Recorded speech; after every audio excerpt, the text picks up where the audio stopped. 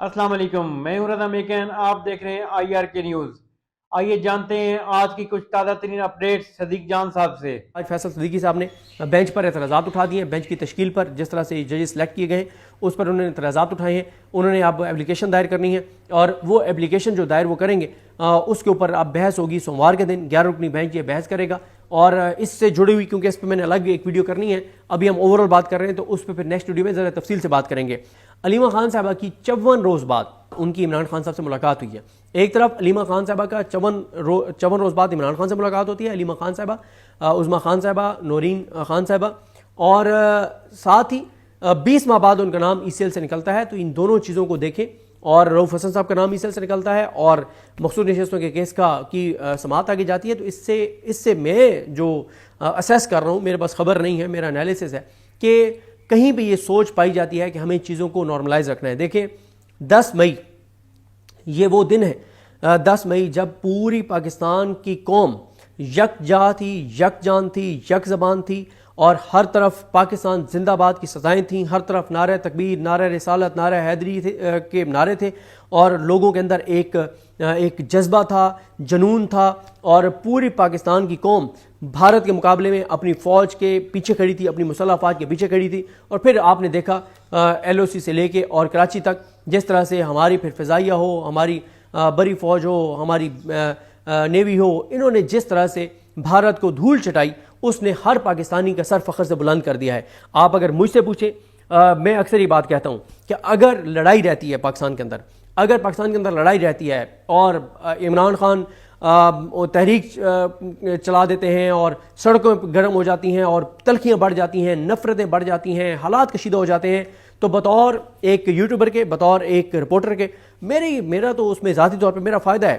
جہاں پہ مجھے 50,000 لوگ دیکھتے ہیں وہاں پہ مجھے 1.5 لاکھ لوگ دیکھیں گے، مجھے 3 لاکھ لوگ دیکھیں گے۔ آپ دیکھ لیں جب اکتوبر میں، نومبر میں یوٹیوب پہ کتنے ویوز تھے، کتنا زیادہ لوگوں نے دیکھا۔ مطلب پورے سال میں اتنا ہمیں نہیں دیکھا جاتا جتنا دیکھا گیا، جتنا اکتوبر میں اور نومبر میں ہمیں دیکھا گیا۔ ذاتی طور پہ تو مجھے فائدہ ہے، لیکن ملک کو اس سے فائدہ نہیں ہے۔ ملک کو فائدہ اسی میں ہے کہ اگر بات چیت کے ذریعے چیزیں نارملائز ہوتی ہیں، ٹمپریچر نیچے لایا جاتا ہے، نفرتیں ختم ہوتی ہیں، اور 10 مئی کا دن، 10 مئی ہر دن پاکستان کا بن جاتا ہے کہ اسی طرح سے ایک یکجہتی ہو اور چیزوں کو نارملائز کیا جائے۔ پاکستان کے لوگوں کے جو شکوے شکایتیں ہیں وہ جائز شکوے شکایتیں ہیں اور ان کو سننا چاہیے، ان کو ایڈریس کرنا چاہیے، اور لوگوں کی جو مرضی اور منشا ہے اس کو دیکھنا چاہیے۔ تو یہ جو ماحول تھا 10 مئی والا، یہ 10 مئی والا ماحول اگر برقرار رہے گا تو اس کا ہمیں یوٹیوب پہ فائدہ نہیں ہے، لیکن بطور پاکستانی ہمیں فائدہ ہے۔ پاکستان جتنا آگے جائے گا، پاکستان جتنی ترقی کرے گا، پاکستان میں جتنا استحکام آئے گا، پاکستان میں جتنا امن آئے گا، اتنا ہم سب کو بطور پاکستانی فائدہ ہے۔ دیکھیں ہماری باہر کوئی جدادیں نہیں ہیں، ہمارے باہر کوئی اثاثے نہیں ہیں، ہم نے باہر جانا نہیں ہے، ہمارے اپنے اس مٹی میں دفن ہے، ہم نے یہیں پہ رہنا ہے، اسی ملک میں رہنا ہے، اسی وطن میں رہنا ہے۔ اوورسیز پاکستانیوں کو دیکھیں وہ کیوں رہتے دنیا کے کتنے ملکوں میں، لیکن ہر وقت فکر پاکستان کی ہوتی ہے۔ کیوں؟ وہ چاہتے ہیں کہ ہمارا ملک مضبوط ہو، منظم ہو، آگے جائے، ترقی کرے، ہمارا گھر ہے۔ کئی لوگ آپ دیکھیں کہ وہ 55-60 سال کی عمر میں پھر وہ آ جاتے ہیں کہ نہیں یار اب ہم اپنی زندگی ہم نے گزار لیا ہے، محنت مزدوری کر لی ہے، پیسہ جو کمانا تھا کما لیا ہے، بچوں کو پڑھانا تھا پڑھا لیا ہے، اب ہم اپنے وطن واپس جا رہے ہیں، ہم اپنوں میں رہنا چاہتے ہیں، اور ہم اپنا آخری جو وقت ہے 10 سال ہیں، 15 سال ہیں، 2 سال ہیں، اللہ تعالیٰ سب کو لمبی زندگی دے، لیکن وہ کہتے ہیں یہ ٹائم ہم اپنے ملک میں گزارنا چاہتے ہیں۔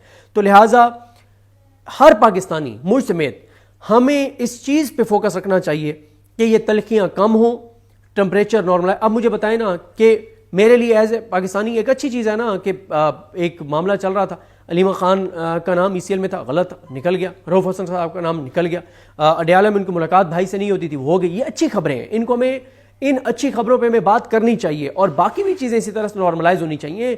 جو سیاسی قیدی ہیں ان کو رہا ہونا چاہیے، یہ چیزیں۔ تو اب اس سارے پہ علیمہ خان صاحبہ نے جو گفتگو کی وہ جلدی آپ کو بتا دیتا ہوں کہ انہوں نے کیا گفتگو کی، پھر میں آپ کو بتاتا ہوں کہ نون لیگ کی کانپیں کیوں ٹانگ رہی ہیں، نون لیگ کیوں پریشان ہے۔ علیمہ خان صاحبہ نے ایک تو باہر آ کر بتایا کہ پارٹی کے والے سے کچھ چیزیں ہم نے عمران خان کو کہہ دیا تھا، تو عمران خان نے کہا ہے کہ وہ چیزیں جو ہیں وہ بیسر گور صاحب بتائیں گے، وہ پارٹی کے والے سے کچھ انسٹرکشنز ہیں۔ پھر عمران خان نے کہا کہ آج کل، اور پہلی بات عمران خان نے یہ کی کہ آج کل پاکستان کے جو حالات ہیں اس پہ عمران خان نے بات کی، جو بھارت سے کشیدگی اس پہ بات کی، اور عمران خان کو ہم نے بتایا کہ پاکستان کی آنکھوں میں خوف نہیں تھا، پاکستان کی قوم نے کس جذبے سے سرشار ہو کے اور پاکستان نے اپنی افواج کو سپورٹ کیا، اور عمران خان نے کہا کہ جنگ کا فوری رسپانس بہت ضروری ہوتا ہے۔ عمران خان نے کہا کہ مودی پاکستان سے سخت نفرت کرتا ہے، اور مودی اس وقت سخت غصے میں ہوگا، جو پاکستان کی فوج نے اس کے ساتھ کیا ہے، جو پاکستان کی ایئر فورس نے اس کے ساتھ کیا ہے، جو ہم نے دھول چٹائی ہے۔ عمران خان نے کہا کہ مودی اس پر غصے میں ہوگا اور وہ انتقام لے گا، آپ لوگوں نے الرٹ رہنا ہے۔ اور انہوں نے عمران خان نے کہا کہ پاک بھارت جنگ میں سوشل میڈیا نے جو ماحول بنایا، مودی اس کو برداشت نہیں کرے گا، وہ معاشی اٹیک کرے گا، وہ فالس فلیگ آپریشن کر سکتا ہے، پاکستان کو متحد رہنا ہے۔ یہ عمران خان کہہ رہے ہیں کہ پاکستان کو متحد رہنا ہے، یہ بہت بڑا عمران خان کا بیان ہے۔ پھر عمران خان نے 26ویں ترمیم پہ بات کی، انہوں نے کہا کہ اصل میں سارا رول آف لا دفن کر دیا گیا ہے، عدلیہ کا گلا گھونٹ دیا گیا ہے، اسمبلی میں جو لوگ بیٹھ کر ووٹ دے رہے تھے 26ویں ترمیم کو، وہ تو آرڈرز کو فالو کر رہے تھے، ان کو جو آرڈر ملا انہوں نے وہ کر دیا، رول آف لا دفن ہو چکا ہے۔ سویلینز کے ملٹری کورٹ میں ٹرائل کے حوالے سے سپریم کورٹ کے 5 ججز کا جو فیصلہ ہے، یہ اصل میں 26ویں ترمیم کا نتیجہ ہے۔ آپ کو اندازہ نہیں کہ پاکستان کا دنیا میں کتنا مذاق اڑے گا۔ عمران خان نے کہا کہ 26ویں آئینی ترمیم کا ایک اور نتیجہ یہ آیا ہے کہ عدلیہ جو ہے وہ سرکاری ادارہ بن چکی ہے، عدلیہ کی آزادی سلب ہو چکی ہے، ایک فرد واحد کا حکم ہوگا۔ اصل میں پاکستان کو ایک مکمل ڈکٹیٹرشپ میں آپ لوگوں نے ڈال دیا ہے۔ عمران خان نے پھر زور دے کر کہا کہ 9 مئی کی CCTV فوٹیج کی بات کیوں نہیں کی جاتی، 9 مئی کی CCTV فوٹیج آئے گی تو پتہ چلے گا کون مجرم تھا۔ حسان نیازی صاحب کے حوالے سے بات ہوئی کہ انہوں نے صرف ایک پینٹ جو ہے وہ اٹھائی تھی، تو کیا اس کی سزا 10 سال بنتی ہے؟ اور جنید اکبر صاحب کے حوالے سے میں آپ کو بتا چکا ہوں عمران خان نے کیا کہا۔ اس سے پہلے علیمہ خان صاحبہ نے اسلام آباد کورٹ کے باہر کہا تھا کہ پنجاب حکومت اور شریف خاندان مودی سے لڑنے کے بجائے ہم سے لڑ رہے ہیں، کیا عمران خان کو شباز شریف نہیں کر سکتا؟ اور انہوں نے کہا کہ نہیں کر سکتا، ظاہر ہے، اتنی جرأت کہاں ہے۔ پھر انہوں نے کہا کہ مودی کو جو تھپڑ لگے وہ اس کا بدلہ لے گا، اور مودی کو جواب دینے کے لیے عمران خان کی ضرورت ہے، یہ علیمہ خان صاحب نے آج اسلام آباد کورٹ کے باہر کہا۔ اور پھر انہوں نے کہا کشمیر اپنی آزادی کی جنگ لڑے۔ خواجہ آصف کہہ رہا ہے کہ بھارت سے کشمیر میں جاری دہشت گردی پر بات چیت ہوگی، ہو سکتا ہے مجھے سننے میں غلطی ہو رہی ہے، لیکن خواجہ آصف سے وضاحت لے لیں۔ پھر اس کے بعد علیمہ خان نے بہرحال یہی کہا کہ 20 ماہ بعد میرا نام ECL سے نکلا ہے، اور انہوں نے کہا کہ اب دیکھتے ہیں فیصلے پر عمل درآمد ہوتا ہے یہ نہیں ہوتا۔ جون 2023 میں نمل اور شوکت خانم کی فنڈ ریزنگ کے لیے جب میں جانے لگی تو پتہ چلا نام ECL میں ہے، اور میرے اوپر 48 مقدمات صرف اس لیے بنائے گئے ہیں کہ میں عمران خان کا پیغام من و ان آپ تک پہنچاتی ہوں۔ اور انہوں نے کہا کہ اگر مجھے جانے دیں گے تو میں جاؤں گی، نہیں جانے دیں گے تو پھر توہین عدالت میں آئیں گے۔ اور پھر نورین خان صاحبہ نے کہا کہ عمران خان کو فوج سے کوئی مسئلہ نہیں، وہ کہتے ہیں کہ فوج بھی میری ہے اور ملک بھی میرا ہے۔ آپ مریم نواز اور نواز شریف کی تقریریں نکال کر دیکھیں جو انہوں نے فوج کی تعریفوں میں کی ہوئی ہیں، اور یہ عمران خان صاحب کی بہنوں نے بات چیت کی ہے۔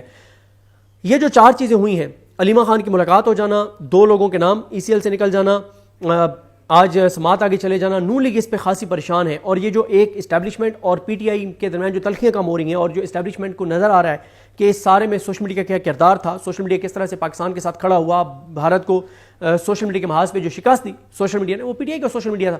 نون لیگ اس پہ خاصی پریشان ہے، ٹاؤٹس خاصے پریشان ہیں، کانپیں ٹانگ رہی ہیں۔ نون لیگ کو یہ ڈر ہے کہ کہیں چیزیں نارملائز نہ ہو جائیں اسٹیبلشمنٹ اور عمران خان کے درمیان۔ اگر وہ نارملائز ہوتی ہیں، اسٹیبلشمنٹ اور عمران خان کی لڑائی ختم ہوتی ہے تو یہ تو ختم، کیونکہ یہ تو پہلے بھی ان کو عوام نے ووٹ نہیں دیے۔ اگر اسٹیبلشمنٹ اس بات پر قائل ہو جاتی ہے کہ ہم صاف شفاف الیکشن کروائیں، جو اقتدار لوگ عوام جس کو ووٹ دیتی ہے وہ آ جائے اقتدار میں، ہمیں کوئی مسئلہ نہیں ہے۔ اگر یہ چیز ہو جاتی ہے تو نون لیگ تو پھر گئی نا، نون لیگ تو بھول جائیں پھر کہ نون لیگ کہیں نظر آئے گی۔ یہ تو اپنے گھروں سے نہیں نکل سکتے، ابھی بھی ان کے جو لوگ جاتے ہیں اپنے حلقوں میں، ان کے مین لوگ، وہ ساتھ سیکیورٹی لے کے جاتے ہیں اچھی خاصی، ورنہ تو یہ عوام میں نکل نہیں سکتے، ان کی اتنی نفرت ہے۔ اور یہ ساری اور پھر اس میں یہ بھی دیکھیں کہ عمران خان نے جیل سے بیٹھ کے مودی کو للکارا، بھارت کو للکارا، دوسری طرف نواز شریف آزاد پھر رہے اور اس نے مودی کا نام نہیں لیا، اس نے بھارت کا نام لیا، اور ایک ہومیوپیتھک سا ٹویٹ کر دیا مریم نواز اور نواز شریف نے، لیکن مودی کا نام نہیں لیا۔ ہارون رشید صاحب نے کل میرے ساتھ انٹرویو میں کہا کہ نواز شریف اپنی اولاد سے زیادہ اور اپنے بھائی سے زیادہ جو ہے وہ مودی کی قدر کرتا ہے، اور اس کی مودی کی بات زیادہ وہ مانتا ہے، اپنی اولاد اور اپنے بھائی کی بات اتنی نہیں مانتا۔ اتنی قربت ہے نواز شریف کی مودی کے ساتھ، وہ مودی جو دہشت گرد ہے۔ تو ناظرین یہ تھی اہم اپڈیٹس جو آپ نے جانی صدیق جان کی زبانی۔ تو ناظرین جڑے رہیے مزید اپڈیٹس کے لیے ہمارے چینل کے ساتھ، اپنا اور اس چینل کا خیال رکھیے گا۔ اسی کے ساتھ اپنے میزبان رضا میکن کو اجازت دیجیے، اللہ حافظ۔